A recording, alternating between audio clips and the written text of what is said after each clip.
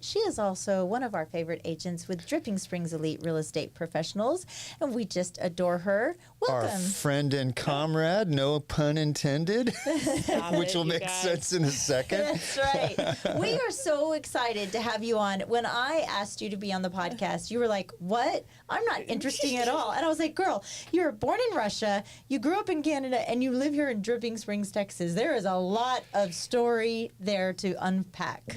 Oh my God. Well, I have huge imposter syndrome sometimes. So like, I'm like, oh, no, what? Me? Okay, fine. And not only on top of that, you've got a really successful real estate business and you're a young family and you're very plugged into the community. You got a lot going on. We want to hear all about that. But first, how did you end up in Dripping Springs? Well, the first time I heard of Dripping Springs was about 11 years ago. I was in Toronto still. Really? I was literally working in corporate world in Toronto. And my husband, fiance at the time, he just moved to Austin. He relocated, and I was following him the following year. And he's like, hey, I just went to this like brewery. He lived downtown at the time, downtown Austin. He's like, I just went to this brewery, and it was in this town called Dripping Springs, Texas. It's really cute. Like, maybe, this will be our town when we, move to raise a family. And I'm a downtown girl. Like, I was living downtown Toronto. I was like, what? First of all, that's a very funny name for a town. Second of all, if I'm not able to go down the stairs and walk to a coffee shop on my feet, 2 feet, I'm not moving. Oh, jeez. But well, you were a real city girl. Oh, very, very. So even in Russia, I grew up downtown of the city. Like, we lived in a building.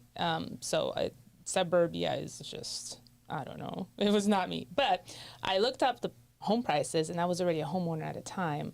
So I was like, what? You can get a house, like 4,000 square feet house. I think I was looking at Rimrock back then on Bonterra for $450,000. That was 2014, okay? Yeah. I was like, well, maybe I'll research that town a little bit more. But, years later, we end up in Austin, Texas, and we had first kid. We bought a house in South Austin. And then, we just kind of started outgrowing things. It's natural progression, and Dripping Springs was right there. Yeah. But you're born and raised in Russia. You lived in Russia until you were 15. Tell us about that. Correct. What was that like growing up in Russia? You got to have really strong memories of that. Well, first off, where did you grow up in Russia? Like, where? Yeah, so it's a city. It's not a town. It's a pretty big city called Volgograd, because it's on the river Volga. But what most people may recognize the town from is it used to be called Stalingrad. And it is a war-famous city. And there's actually a movie with Jude Law called Enemy at the Gate, where it was literally filmed right around where I was, like, spend my entire childhood, like downtown of my city, where it just gets... It basically got erased. It was leveled to the ground during the World War II. And so... it was rebuilt by my grandma back up. My everybody who was kind of growing up after that were being moved to that city to get it rebuilt. To repopulate it. So not really by choice. A lot of them, it was, Is that where you were born as well? I was born, yeah. In fact, my mom and me were born in the same birthing center. Wow. You don't give birth in hospitals in Russia back then. You go to a birthing center, and you stay there for 2 weeks with your baby without anybody. Really? I think I'm going to Russia now. That's pretty cool. Yeah. So the whole town, the whole city is newer. It's 50 or 60 or 70 years old at the most. Yeah, the building I grew up in, that's where my grandma brought my mom to, the same apartment, and then my parents brought me to that same apartment. We didn't have money. We grew up with barely anything. So the fact that my, grandma had this apartment that was given to her because of, war hero and her husband, my grandfather worked he was a conductor on a train, and that was a really privileged profession, believe it or not, to be a conductor and run the trains.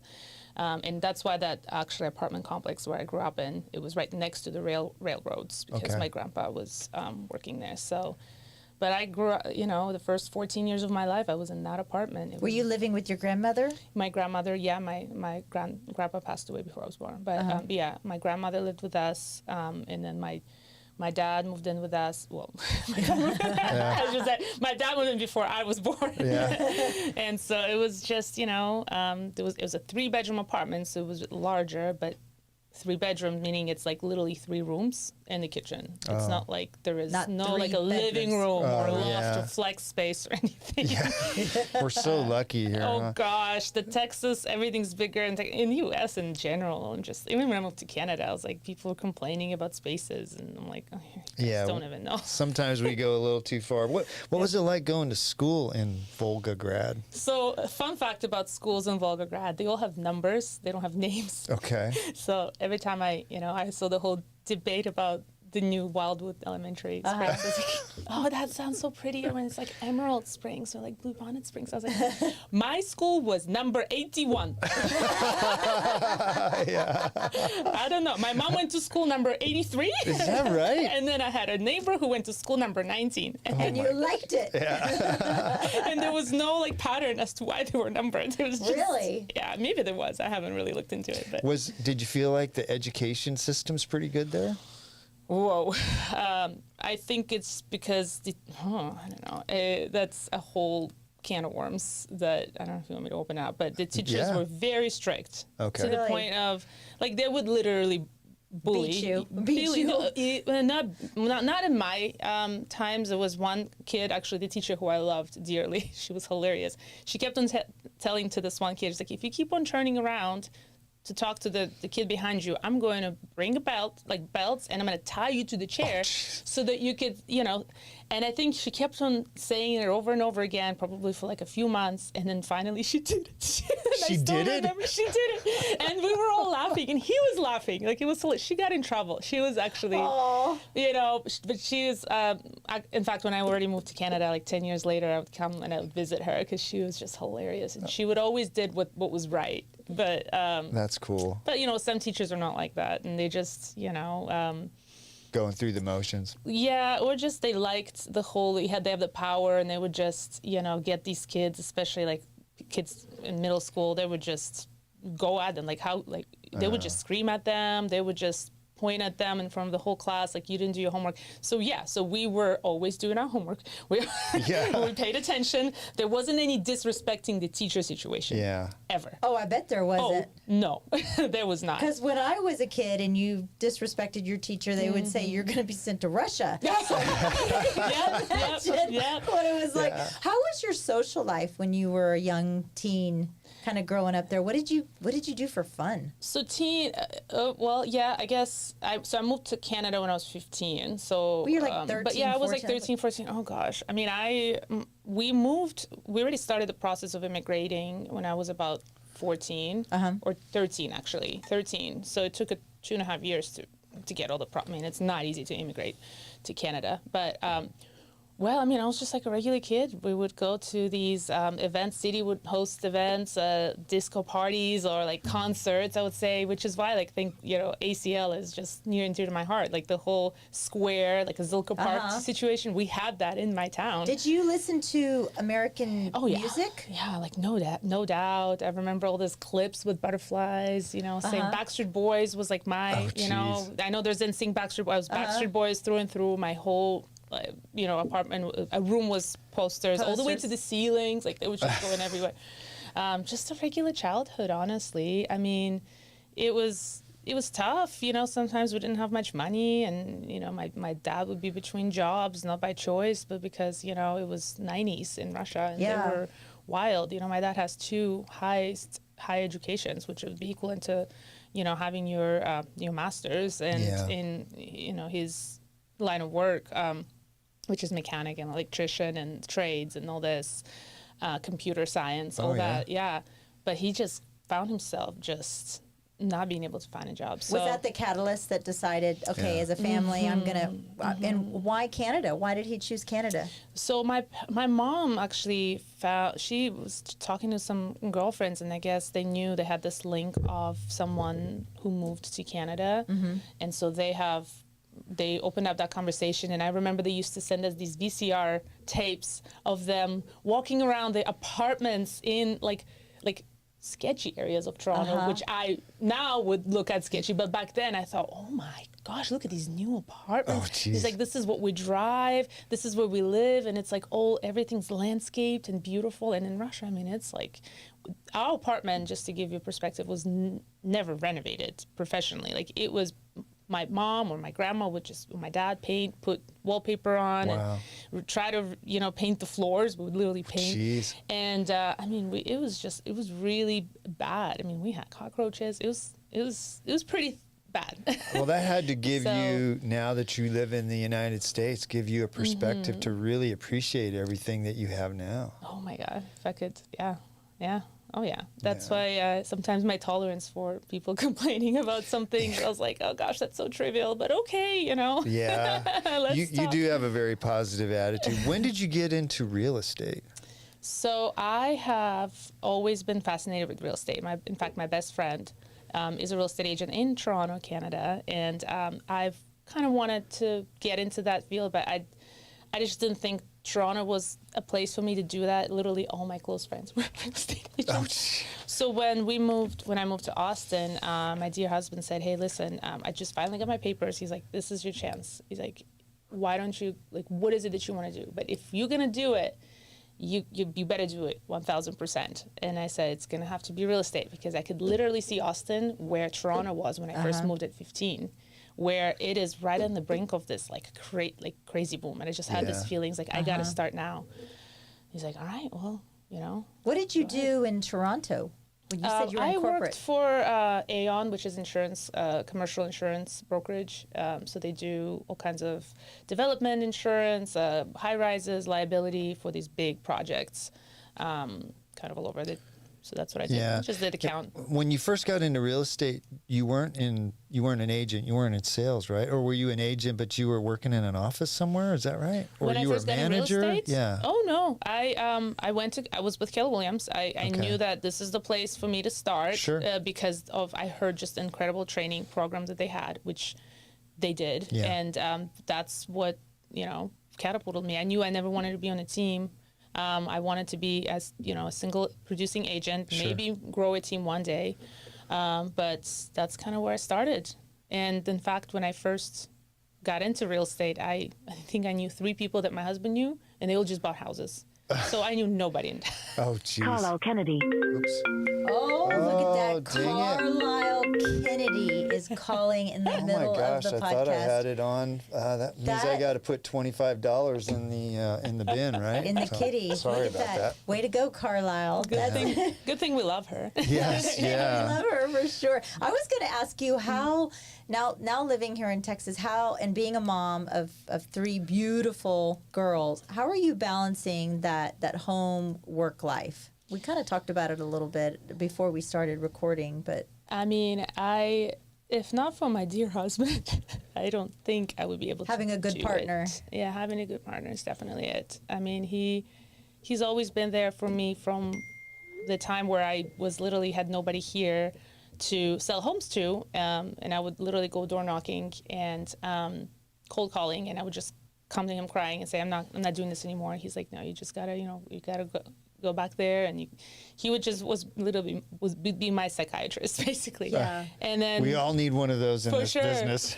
And fast forward, a few kids later, it's he's every time I ask him, listen, I'm sorry, I have these clients in town, and they're only in town for Saturday and Sunday. And even if we had plans, I was like, can you watch the girls? And he would just always respond with yes. So, I He's mean, been a big supporter of your career, for sure. 1,000%. 1,000%. You mentioned in your bio that you're doubling down on your agent relationships this year, and I know part of the answer to this, but how are you doing that? Well, I realized that we're so much stronger together when we just combine our talents. I mean, my gosh, our talents, our expertise. Yeah. And I think that a lot of agents are missing that type of opportunity. Yeah. When they just kind of doing the whole lone wolf thing, which I did. I've tried that route, but I think that you just you just have this powerhouse when you combine talents. So one of them,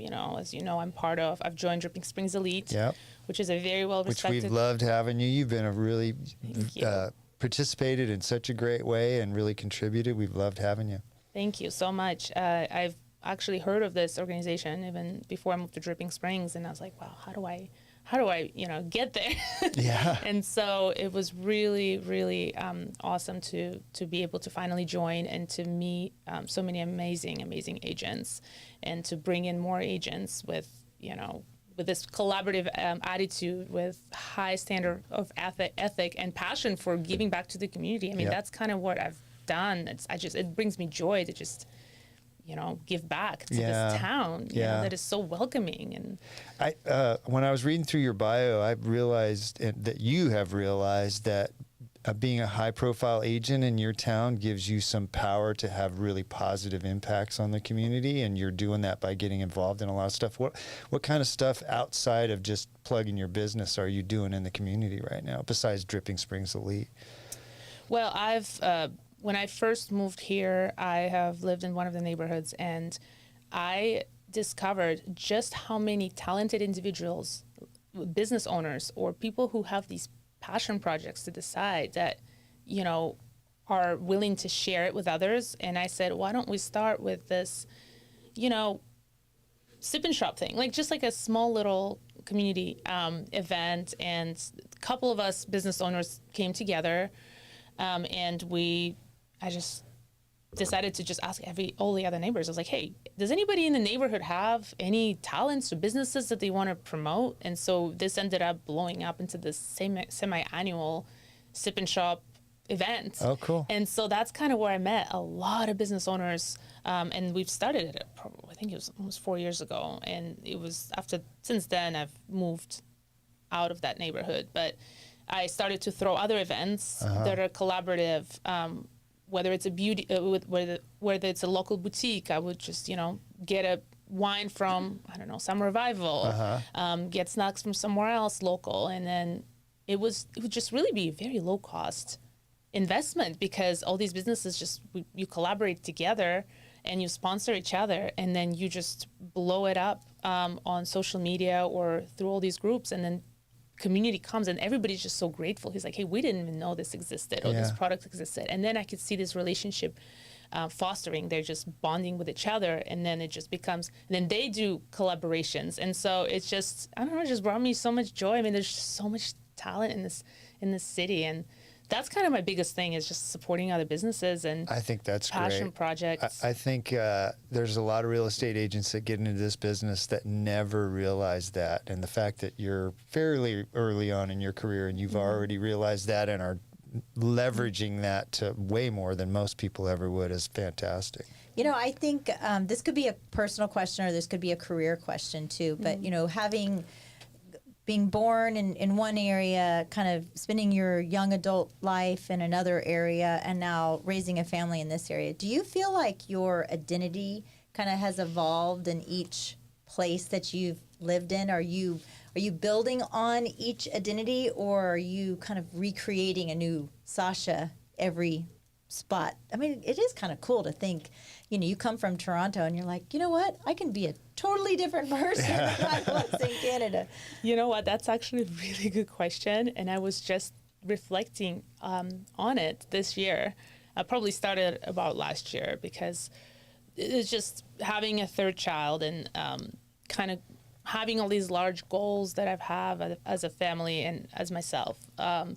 I realized that, okay, maybe it's just like not midlife crisis, but a revelation, I should say. You're not midlife yet, trust me. I'm approaching 40 Sasha. next year. Oh, God, you're so young. Wish I could do that again. But I 40 think was good. 40, yeah, I'm excited, actually. But I think, yes, in a way, I feel like I'm finally getting to know myself, truly, in a way, because of all of these factors.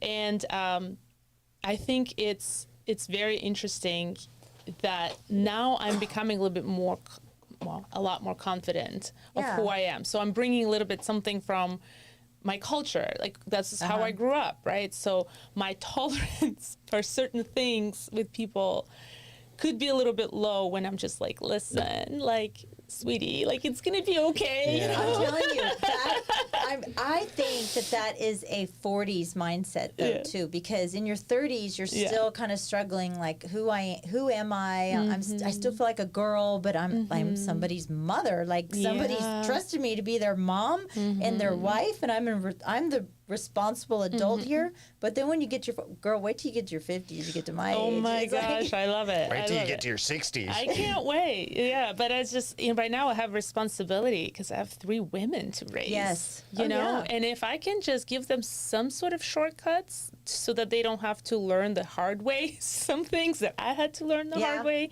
I would like to do that. Some of the best lessons in life, though, are the hard ones that you learn. So. I hear that. So I wanted to talk to about something to you. It's probably a little bit emotional, but I know your mom passed shortly after your first child was born, and I lost my mom when my daughter, my youngest, was 4 years old, and I always kind of felt like there was something lacking, right? Like I didn't have that one person, even though my mom was tough, but still to kind of bounce things off. And now I'm approaching the age where she died, and so that's always kind of be in the back of my head.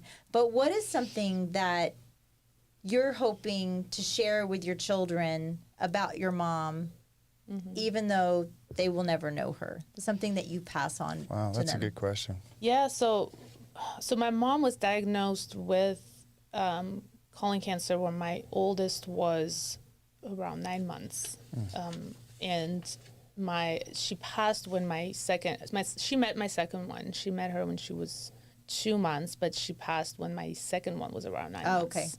Yeah, so my firstborn remembers her she says she remembers her well. She remembers, and she always talks about the time, because it was during pandemic. So we were in Toronto, the whole family, and we had to do, spend a lot of time together. Yeah. Home death, not home birth, because of you couldn't, if you go to a hospice, they won't let you in to say goodbye. So I mean, we had no choice. I mean, we can't.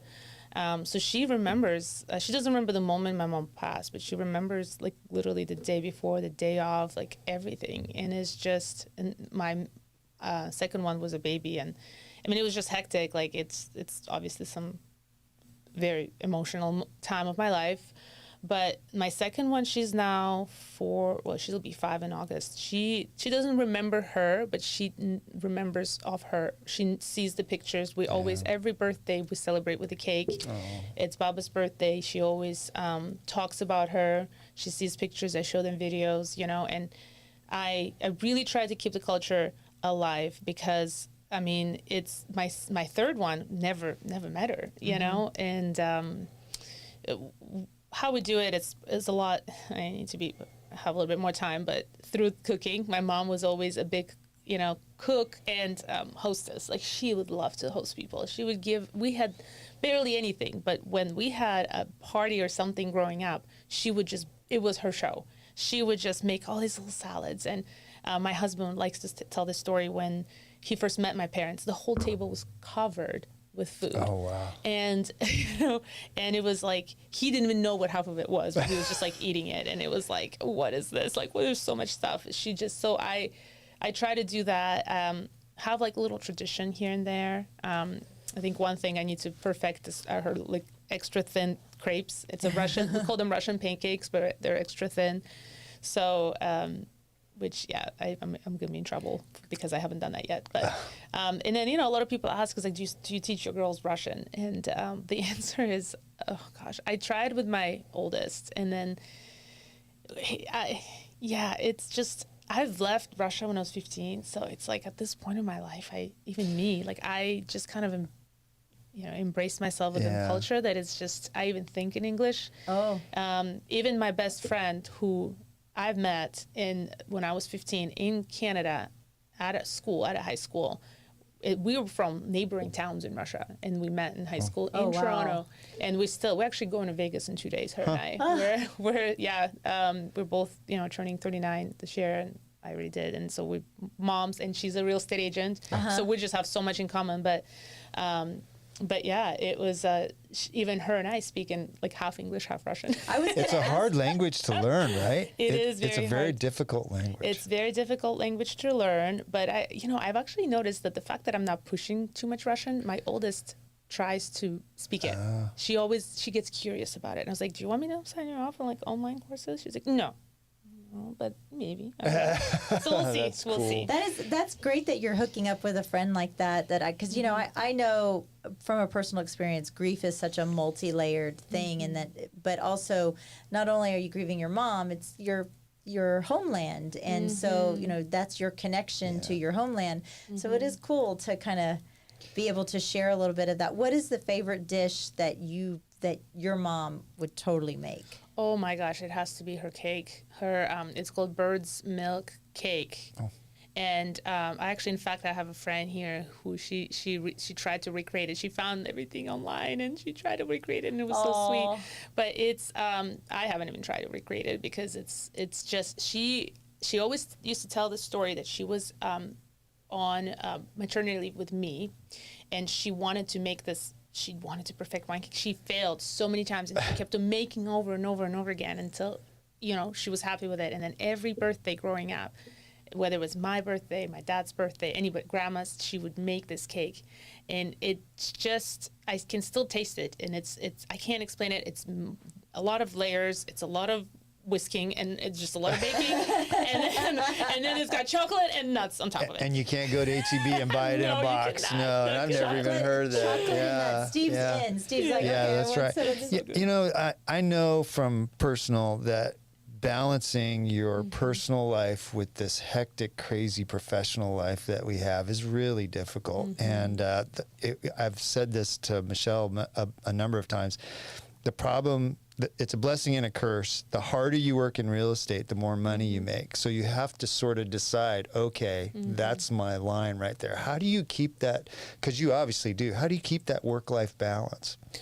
Well, first of all, the more money you make in real estate, the more you give away to IRS. Yeah, then that's the truth. Mention that because I was like, where is the money? Yeah, isn't that the truth? Yeah. I'm just rolling in it right now. Yeah. Well, and then all the other expenses go up too. Right, Yeah. right. Which is why I think it's important to. I mean, it goes ebbs and flows, right? So sometimes you're really busy. Like I just had a really crazy Q1, which is I'm really grateful for, but also. There are sometimes you're stressed when you have business, you're stressed when you have dry months. So you just have to kind of take a deep breath and know that it's now I'm getting to this point of my career where I'm like, okay, when it is a quiet time, enjoy it, take that vacation, because as soon as that plane takes off, you're going to get Isn't that the client. truth? Michelle says that all the time. Hey, we need some contracts. Go on vacation. And it always happens. Please go away on vacation. Yeah. It never failed me. And so other than that, lately I just started to say no to some things because I am a people pleaser, and I think it's just we need to get.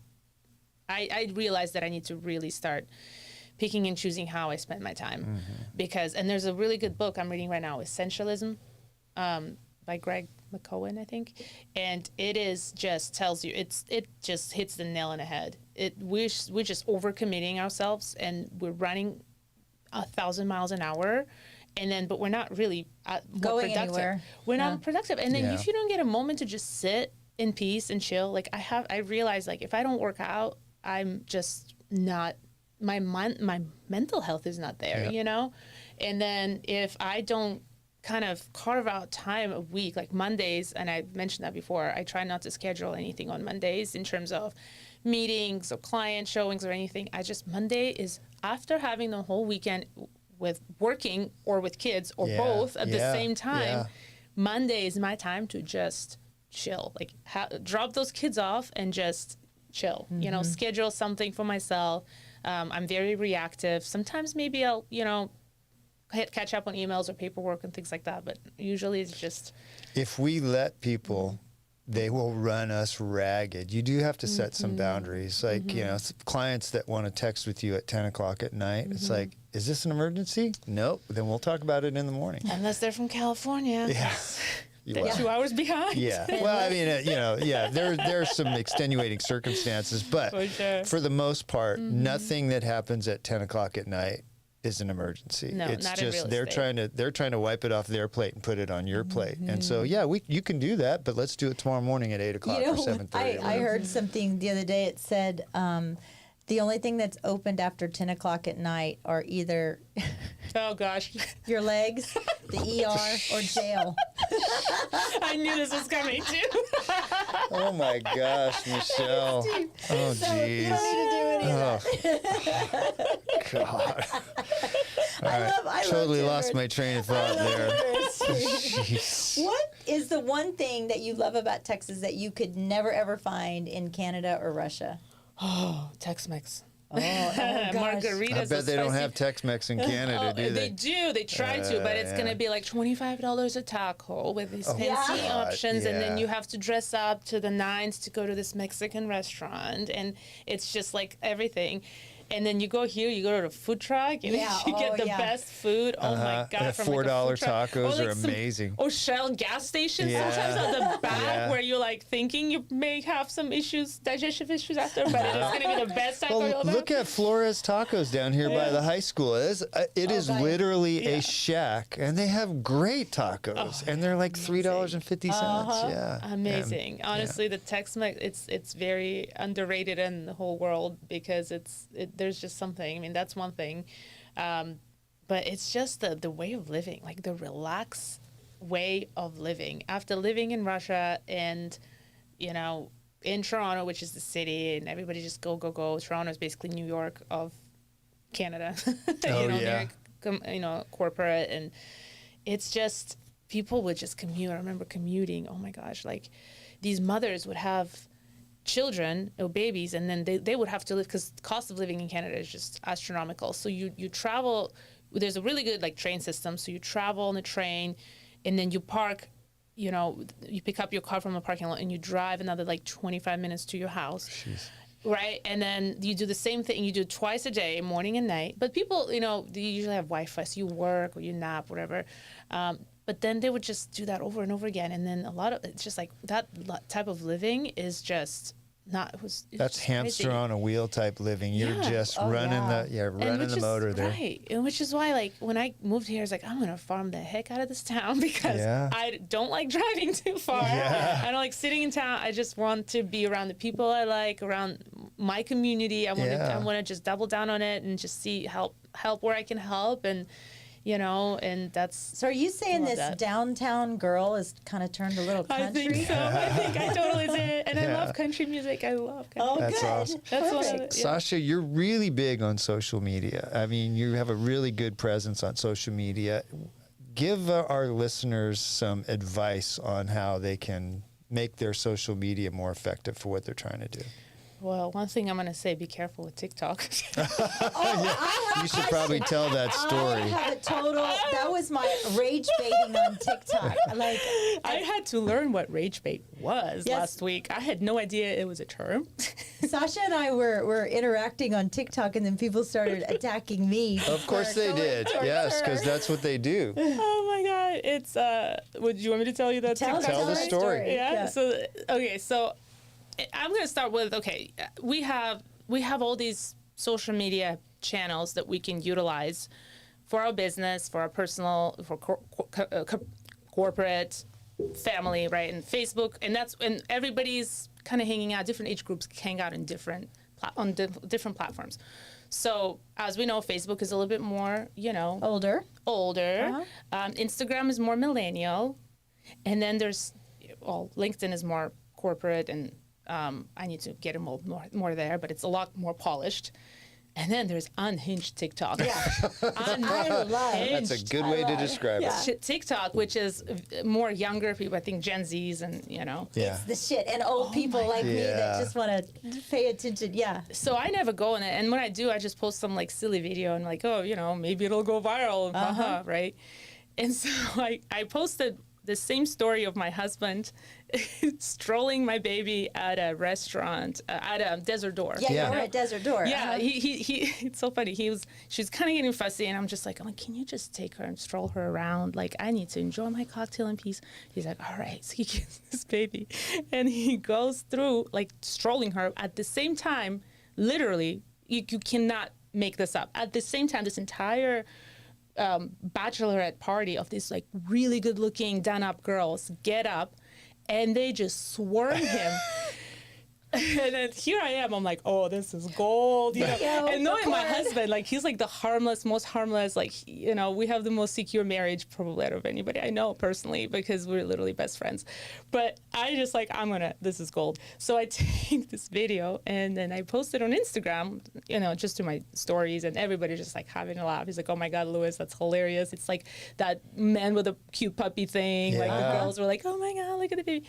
And then I post the same thing on TikTok. Then TikTok enters the chat. Oh my gosh. He got like roasted. He was like, pieces. One of them was, I hope this love never finds me. And then there was divorce just like, him. oh, divorce It's like, him. yeah, I saw that. That was a pretty prominent one because I read through some of the comments. They're like, divorce him. You should leave him right away. This Like, red what? where's the red flag guy? It was like, oh my God, you people, like, get over yourself. They're jealous of the life you have. You is know what what? that It is. is. They're jealous of a secure marriage, of a long time marriage. Somebody They who's don't know me though. Like I never posted. They it. don't. Exactly. Whatever. Yeah. That's the thing. They're that's so why I'm quick to just like- judge, right? Yeah. So that's so that was that. So I learned. So don't get on TikTok is what I hear there. But Correct. give us one other piece Or of do. advice for people that are trying to Or grow do. their social media presence. What other? Yeah. So I think you have to really look into your own brand and like what you represent and how you want to be viewed, because a lot of those platforms is your free marketing. Like, how do you want to appear to your public, right? What do you like, right? So, for example, I am a mother. I'm a wife. I have 3 girls. I'm an immigrant. I'm from Russia. I'm funny. I like jokes. You know, I'm a real estate agent. I have a love for community and for small businesses, and so I just take that and I curate it. Honestly, these days you could just post all those things in ChatGPT and just say, easy button. They like create a social media plan. Like, what do I post if this is who I am? But you have to really put it down on paper and do some self-reflecting of like who you are as a person. and who you want to promote yourself even more so. How do you want to, like how do you, because A, this is going to make you much more happier when you post on a daily basis, because you're going to post something you love, right? B, you're going to be, liked probably because people will follow you that resonate with you, right? And that's kind of who you want to work with at the end of the day anyway. That's right. Right? And so, and I think, C, it's just making it more simple. It takes the thought process out of your head. Like, don't overthink it. Don't try to be somebody you're not, unless you want to rebrand yourself to somebody who you want to be, Right. If that makes sense. It does. You have a template for what you want to put out there on social media, and you follow that template. I think Correct. that's really cool. Yeah. My template makes no sense. Oh, I love your template. Oh my God, yes, it does though. I Yes, think it does. We don't have it written What down, is it? but it kind of. My template, personally. Oh, she you're says talking I'm about the her- personal one. she Yeah, you says definitely do. I'm her bedtime stories. Oh, I just love it. My algorithms love you, and I'm just like. I put it into your humor. I put it into Chat GPT, and it came back with one word: smartass. That sums you up. Yes, that's your template right You there. have to take me very seriously or not seriously. at all. That is true. That is true. One thing's true. Love I'm it. very authentic. Yeah. That's what people Sasha- love, though. Oh yeah, of course. Yeah, we try and be as authentic as we can on our social media. But I got one more real estate question for you. Where do you see your business in 5 or 10 years from now? I know you got a plan for it. Well, I'm really working on just work with people I love, Oh yeah. which is you can't control, right? Well, yeah, you can at some point. I think that's kind of where I want to be. And, I don't have a set plan for 5 years. I think I want to get some more freedom is what I know. I don't know how I'm going to get that freedom just yet. But I do know that I want to, whether it's going to be maybe hiring somebody, once I hit that consistent, I'll be able to make IRS happy. Yeah. Carve it out, pay somebody to just, keep me sane. Or focus more on, just working with people I want to work with, and giving back to the community, and being a little bit choosy with how I run my business. Right now, everybody's welcome, right? I mean, leases, I don't try not to stay away from leases much, but I don't have a solid answer how I'm going to pivot later in life, 5 years, right? But I have right now, everything works just great in terms of I have a really great transaction coordination team. I have really great title company partners. It's, photographer, everything. It's a smooth sailing machine.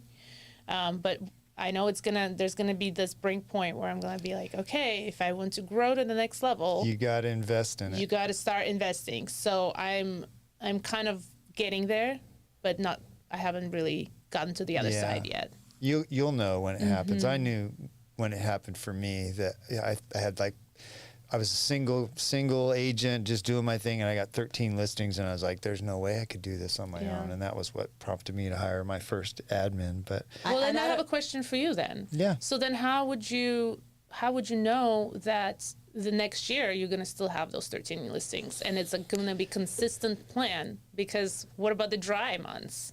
Are you still going to pay? You still got to pay them. You got to plan for that. You got to look at, okay, here's what I did this year. Do I expect that I'm going to be able to do that next year? And if I can't grow it, can I still pay that bill? And but it has to be. It can't just be somebody that takes the business off, or takes the tasks off your plate. It has to be somebody that helps you increase the business, so that the expense, the weekly or monthly expense of that person, you can leverage to growing your business. So it can't just be somebody that takes something away. It has to be somebody. Michelle does this really well. She's a plus for the business. She's gold for sure. Yeah. You hit the jackpot over there.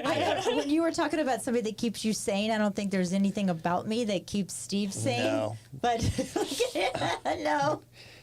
No, you do. We bounce stuff off each other all the time, and it's really helpful for me. And she definitely does leverage the business. I went from when she first started working with me to, hey, you want to come and listen on a listing appointment, to now we go on every listing appointment together, because she brings things to the table that I don't have, and vice versa. And it's worked really well. So you got to find the right person, I guess is what it comes down to. And that's what it is. And I am. Because I collaborate and I have a lot of agent friends, and I see them doing similar mistakes where they turn over and trying to make it seem and or partner up. It's really tough. I'll tell you, if you can spend a good amount of time making sure that you have the right person, then that's worth every penny. If you just hire somebody just to fill the spot, yes, you'll have a lot of turnover and it won't work. And I can tell you whether or not I was the right person when he was looking for or not, but I can tell you from my perspective is that I don't have to be here. I want to be here. And so if I feel like I'm valued, then that's where I have invested into the business. And I've been with Steve now 10 years in the business. I think 11 now. Well, God, maybe it's going on 11 years. Yeah, a long time. But that was my biggest, because, my kids were still in school and I was still balancing work. And now, we're empty nesters. But I am choosing to spend my days here. I don't have to spend my days here. Yeah. So that, I think, was the big difference between the longevity of our relationship. And some days I just do it because I know I torture him.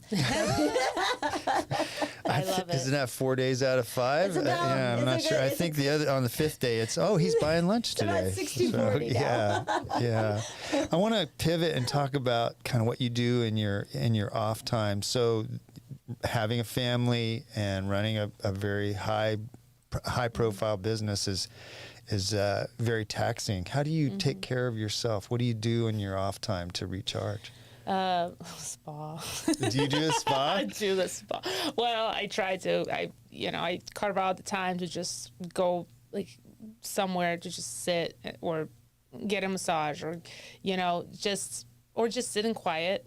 Or sometimes just go for a run and around Lady Bird Lake downtown. Yeah. I used to, which I need to do more of. I used to just go and paddleboard when the weather is nice by Yeah. myself, and just that peace on, like Lady Bird Lake.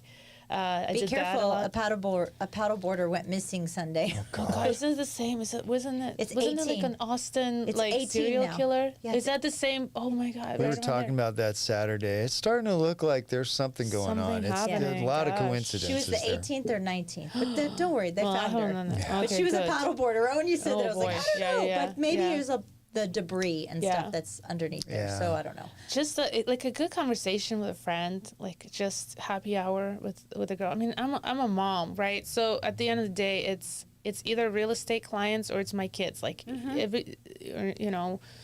my husband. Like we all, right? Like there's always we do get pulled as moms to a million different directions. There's a lot of chores that you have to do and things like that. So I think it's important to, like, for me, it's just anywhere I can carve out some time and peace to just, grab a drink with a friend, right? Or go for a nice peaceful walk or walk. Definitely working out.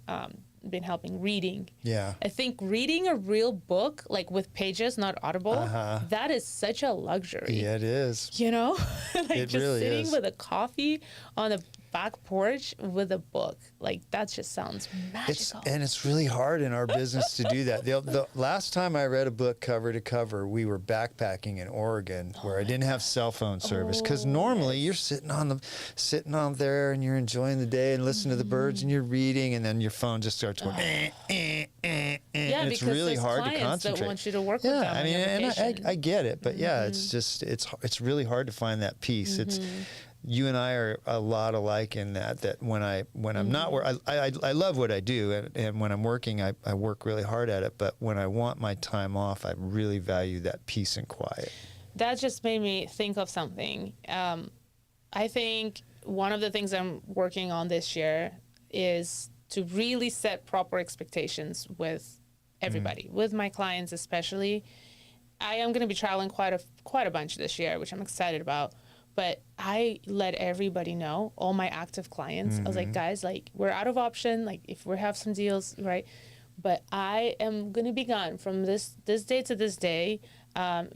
Just let me know if there's something like urgent that pops up. Like, I will absolutely have my phone on me, But I am taking some time off. Yeah. And I think And you that's should start okay. setting expectations because us agents, and I think me in particular, like I would just be go with all these clients because I just have this, well, if I don't respond or if I'm missing missing.